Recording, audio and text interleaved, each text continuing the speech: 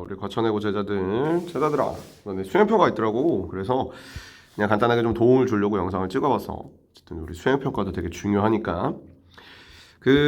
일단은 이제 1차하고 2차가 있는데, 1차 수행평가는 정말로 너네들이 그냥 교과 시간, 너네 여기 보니까 이제 수업 시간에 하더라고. 그래서 이거는 내가 그냥 가이드라인만 좀 어느 정도 좀 제시를 할 거고, 이게 교과 시간에 하는 거잖아. 또 그냥 아무 생각 없이 읽지 말고 이걸 집에서 한번 다 적어봐야 돼. 적어보고, 그리고 이제 교과 시간에 뭐 그냥 한번 다시 써보는 거지. 그래서 꼭 미리 좀 해놔. 일단 수행평가의 내용은 문학 교과서에 있는 모든 작품을 변형하면 돼. 운문은 산문으로, 산문은 운문으로 변형하면 되고, 산문인 경우에는 1인칭, 운문인 경우에는 화자가 전면에 등장하면 되거든. 어쨌든 둘 다 나라고 하면 된다는 얘기야. 그리고 또 다른 조건은 정서를 1을 등장시키는데, 이건 너무 당연한 얘기고, 지급법 한번 쓰면 돼. 이것도 그냥 너무 쉬워. 그러니까 일단 우리는 운문을 산문으로 할 건지 산문을 운문으로 할 건지를 일단 먼저 정해줘야 되거든.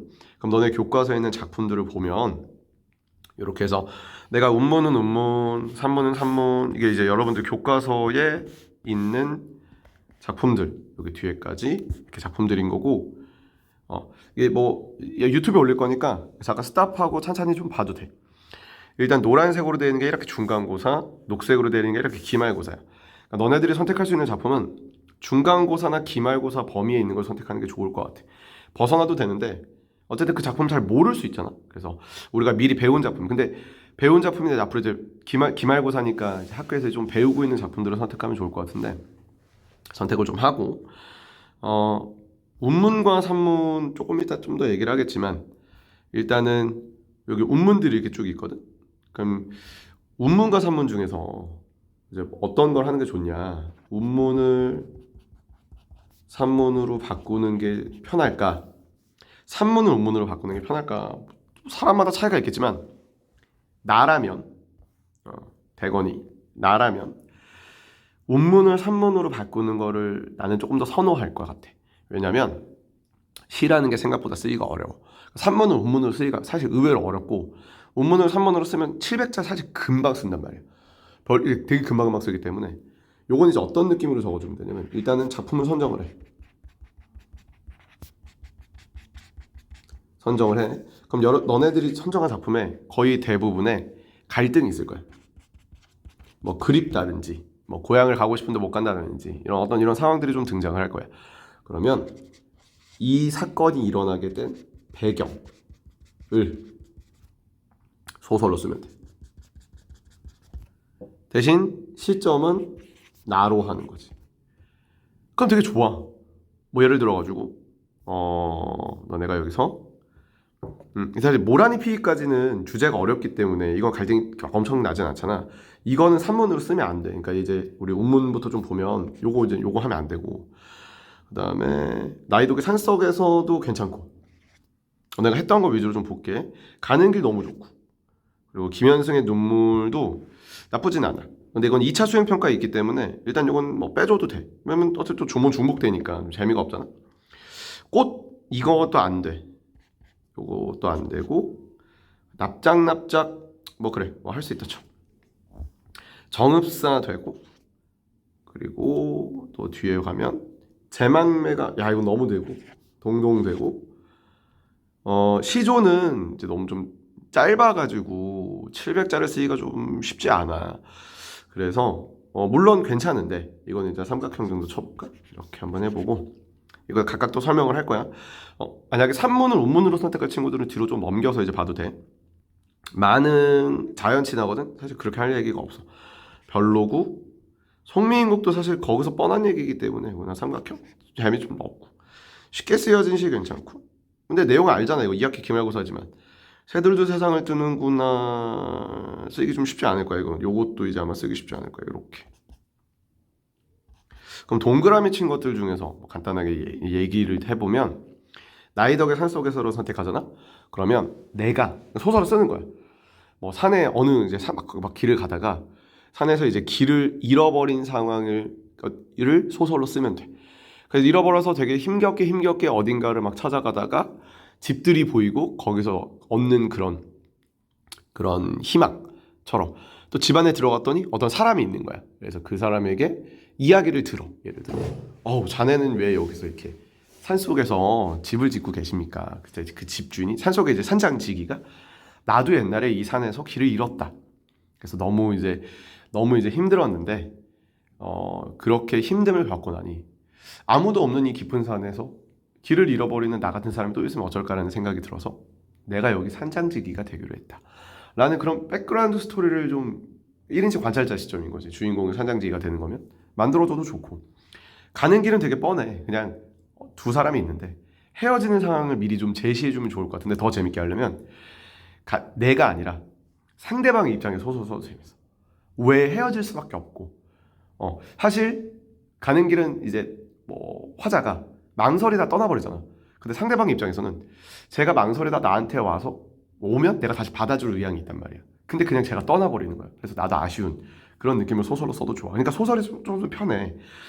납작은 난소금 같은 느낌으로 쓰면 돼. 난장을 써는 작업처럼 되게 좀 힘든 느낌. 그러니까 그림 안에 있는 그 아낙네들 입장에서 소설을 쓰면 될 것 같은데, 아낙네가 이제 두 아낙네가 아마 나올 거야. 그럼 둘이 대화를 주고받는, 왜 우리가 표정이 없어졌는가, 왜 우리가 지금 이렇게 힘들게 사는가를 소설로 쓰면 좋을 것 같고, 정읍사는 실제로 소설이 있어. 정읍사가 천년의 기다림이라 그래가지고 그 여자가 이제 행상에 간 남편을 기다리잖아. 그 남편이 돌아오지 않는단 말이야. 왜 돌아오지 않으면 시장에 갔다가 징집이 돼버렸어. 전쟁이. 그러니까 그런 백그라운드 스토리가 있거든. 그러니까 너네 지금 이거 쓰면 안 돼. 정읍사 천년의 기다림 나한테 이거 듣고 쓰면 안 돼.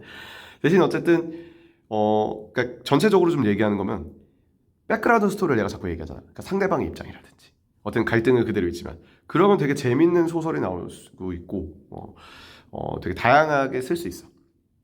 그리고 제망매가는 이제 이건 뭐 누이가 죽었으니까 뭐 나의 입장에서 그 누이가 죽은 거에 관련된 이야기를 쓸 수 있는데, 포커스는 죽음의 슬픔에 대해서 좀 쓰거나 아니면 누이 입장에서 마찬가지로 쓸 수 있고, 동동도 이제 남자랑 여자가 이제 둘이 헤어진 입장이니까 이별에 관련돼 쓸 수 있는데, 사실 요건 사실 쓰기가 조금 뻔할 수 있어.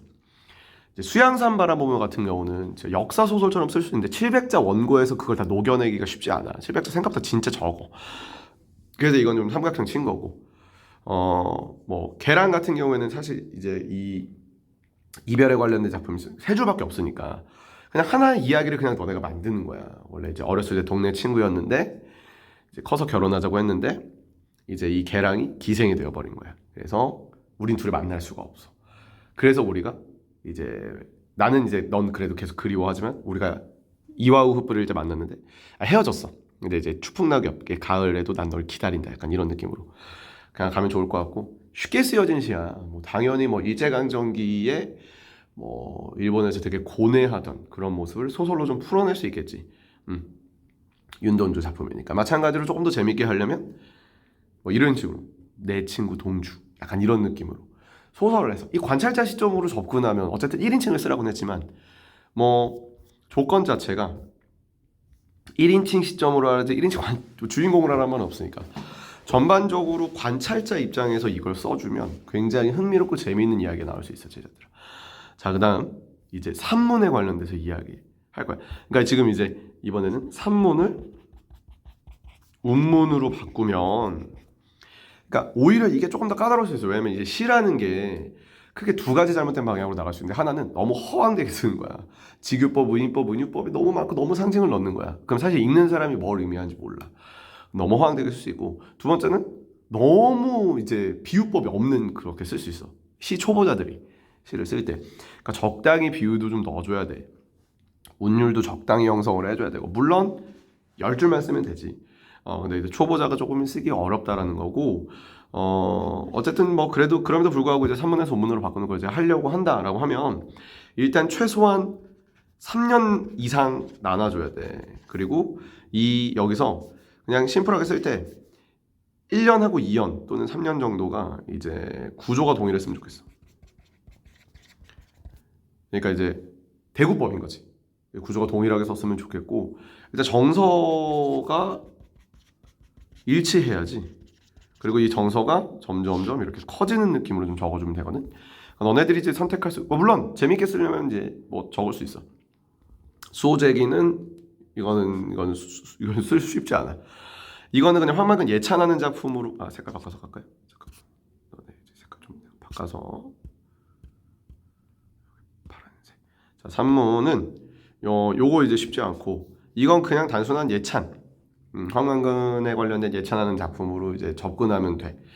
그리고 이제 산문마을을 보니까 산문 난소공.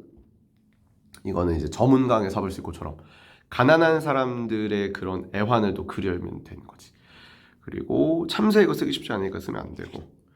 그리고 파수꾼도 늑대가 나타났다 라는 말을 되게 많이 써주면 운율감이 형성이 될 것 같거든. 근데 이제 초반부에는 늑대가 나타났다, 구름 뒤에 가려진 진실은 무엇인가, 약간 이런 느낌으로 접근을 하다가 이것도 또 내용 아니까 후반부에 가서 뭐 결국엔 저 늑대에 먹혀버리고 말았다, 뭐 약간 이런 느낌으로 되게 좌절하는 느낌으로 쓰면 될 것 같고.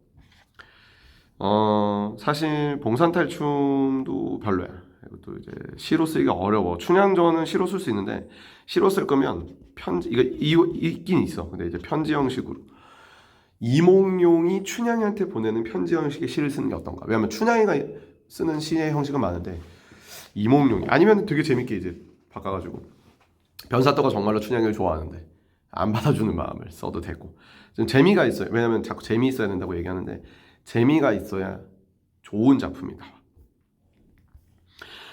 그리고 여기서 사실 시로 바꾸기가 되게 좋은 게 난 태평천하라고 보거든.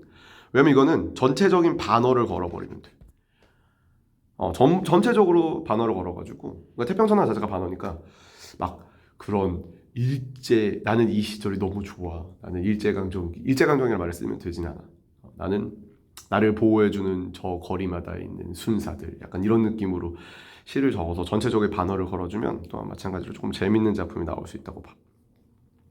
산돼지도 쓸 수 없고, 산돼지 너무 어려운 작품이. 임경업전도 이것도 그냥 하지 말고 이생규 장전이야. 그냥 사랑하는 얘기. 사실 마찬가지로 추천하는 것 중에 하나가 이제 이생규 장전. 너네가 이제 이걸 시로 쓰기로 했으면 그냥 정말 사랑하는 시 하나 쓰면 돼. 사랑하는 시를 비유법을 걸어서 이제 내가 너를 봤을 때 너는 하나의 꽃이었다. 담장 넘어 너를 봤을 때 너는 내게 꽃이었다. 이런 식으로 그냥 사랑하는 시를 한번 쓰면 되는데 사실 너네들이 지금 가장 사랑하는 그런 나이거든. 사랑의 감정이 없을 리가 없는 그런 나이이기 때문에 진솔하게 쓸 수 있기 때문에 그래서 요거가 제가 추천하는 작품이다 라고 보면 될 것 같아. 어쨌든 간에 여러분들이 한번 써보고 그리고 이제 수업 시간에 시험을 보면 하는 게 좋아. 자, 여기까지. 요게 이제 뭐 예시로 갖고 온 건데 됐고. 두 번째 수행 평가. 자, 여기서부터는 두 번째 수행 평가야.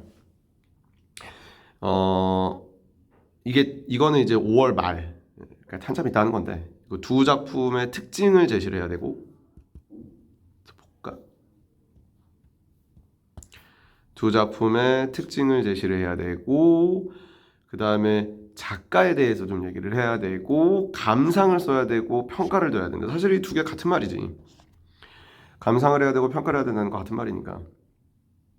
자, 그럼 이렇게 이제 보면 될 것 같은데, 요 작품 이제 모르니까 학교에서 물론 배울 수도 있겠지만 미리 좀 그냥 수업을 한번 해보려고 해. 이건 그냥 수업이야. 들으면 돼. 자, 김현성의 눈물. 여기 이제 메인인데, 이게 작가에 관련돼서 좀 넣어야 되고, 너네 감상을 좀 많이 넣어줘야 돼. 그리고 시를 그냥 간단하게 분석하는 거야. 위에서부터 이 작품의 눈물은 상징적이고 함축적인, 잠깐만 펜을 바꿔가지고, 이 작품에서 눈물은 상징적이고 함축적이다. 그런데 이 작품의 작가는 어린 아들을 잃고 나서 창작한 작가 맥락을 고려할 때 분명히 이해할 수 있다. 그래서 맥락을 넣어봐야 돼. 실제로 아들이 죽었고 굉장히 종교적으로 썼거든. 왜냐면 김현승의 아버지가 목사님이셔. 그래서 막 제주도 같은 데 가서 이렇게 교회 만드시고 그러셨거든. 그렇기 때문에 종교적일 수밖에 없어. 그래서 이런 식으로 좀 배경 좀 넣어주고, 주제는 슬픔을 그래서 종교적으로 극복하고 승화하는 거야. 뭐 비유와 대립이 있고, 절대자, 여기서 이제 신이겠지. 종교가 이제 기독교니까 하느님이겠고, 어조와 경어체를 사용을 했어. 그래서 김현성에 관련된 이야기 있고 일단 여기까지 되게 잘 잡고 이 시는 들어가야 돼. 제목이 눈물이야. 덜어는 가끔은 옥토 땅에 떨어지는 작은 생명이다. 떨어지는 하강적 이미지, 죽음의 이미지가 이렇게 있는 거야. 작은 생명. 그래서 배경 집어넣으면 자기 아들이 죽었어. 이거죠. 여기서 이제 눈물은 일반적인 의미를 넘어서 여기서는 이제 긍정적인 인식을 하거든. 왜냐면 여기서 끌고 와서 종교적으로 극복한단 말이야. 그러니까 종교가 있는 사람들은 죽으면 물론 죽음이 되게 슬프지만 죽으면 천국에 가. 잘 살았으면. 그러니까 어떻게 보면 이제 죽음 자체가 이렇게 안 좋은 건 아니란 말이야.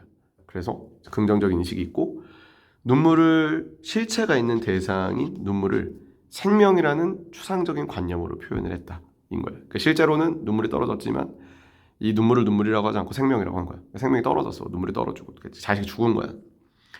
흠도 티도 금가지 않는 나의 전체는 오직 이뿐. 여기서 얘기하는 이것은 눈물을 얘기하는 거야. 실제로는 자식이겠지. 그러니까 되게 순결한 금도 가지 않고 흠도 없는 되게 순결한 건 나의 눈물이다. 근데 눈물은 내 자식이다.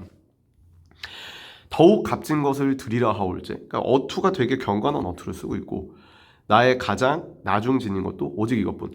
야, 너가 갖고 있는 것 중에서 제일 소중한 걸 나에게 줘봐 했을 때 내가 드릴 수 있는 순수하고 가장 나중에 내가 갖고 있는 진짜 내가 드릴 수 있는 가장 최고의 것은 이것밖에 없다. 이것은 눈물이지 눈물. 그러니까 자식이야. 자식이 죽어서 눈물을 흘리는 거니까.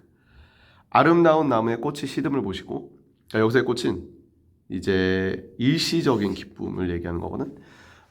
삶의 외면적인 기쁨을 얘기하는 거야. 꽃이 시듬을 보시고 열매를 맺게 한 당신. 여기서 열매는 내면적이고 영원한 가치. 굳이 비유를 하면 자식이 태어나서 내가 이 자식이랑 같이 사는 그 자식이 한 4살 정도에 이제 죽었다고 하면 그 4년 정도는 일시적인 거야. 일시적인 삶의 기쁨이었던 거야. 이 내 자식이 죽었지만 이 자식은 종교가 있으니까 천국에 가서 영원히 행복하게 살 거야. 그러니까 여기서의 열매는 내 궁극적이고 내면적인 거를 얘기하는 거야. 그래서 이제 슬픔을 종교적으로 승화하고 있는 거야. 나의 웃음을 만드신 다음에, 자, 이 웃음은 되게 일시적인 것을 만드신 다음에 나에게 눈물을 만들어 주셨어. 그래서 이 눈물은 종교적인 극복, 어떤 이제 그런 이게 사후 세계에서의 그런 얻을 수 있는 것들을 얘기를 하는 그런 작품이라고 보면 될 것 같아. 여러 가지 너의 감상을 쓸 수 있어. 예를 들면은 야, 그 얼마나 슬픈데 슬픔을 그렇게 티가 내지 않게 쓰기가 쉽지 않지 않냐. 나라면은 이런 식으로 쓰일 수 없을 것만 같다 라고 쓰던, 아니면 나도 뭐 종교가 있는데 이런 걸 좀 이해할 수 있다 라고 쓰던, 그러니까 구절구절마다 여러분들의 생각을 잘 넣어주는 게 되게 중요하지 않나. 그리고 뭐 표현상의 특징을 쓰라고 했는데 뭐 표현상의 특징을 쓰라고 하면 일단 원관념과 보조관념이 있기 때문에 뭐 은유 뭐 많이 써줘도 되잖아. 뭐 시적 허용도 있고 은유도 있고 기본적으로다가. 그리고 뭐 요거지 이뿐 이렇게 묶어가지고 뭐 유사한 구절을 지금 여기서 보면 이제 유사한 구절을 반복하고 있다라는 것도 표현상의 특징일 수 있고 정도 이제 알아두면 될 것 같아요. 자, 그 다음에 유리창이라는 작품이 있어요. 유리창도 정지용의 아들이 죽어서 폐결핵으로 죽어서 쓴 작품이야. 자, 이거는 뭐 작가의 작품, 작가의 이제 그걸 넣어보면 실제로 자식이 죽어서 쓴 작품이기도 하고, 전체적인 구성상 자 여기까지 이제 문장이 하나잖아. 이게 한 줄이잖아. 2줄이거든. 이렇게 3줄, 이렇게 4줄이야. 점층적으로 길어져. 정서의 점층법, 형식도상의 특징인 거고, 자식이 죽었는데 굉장히 감정이 절제돼 있어.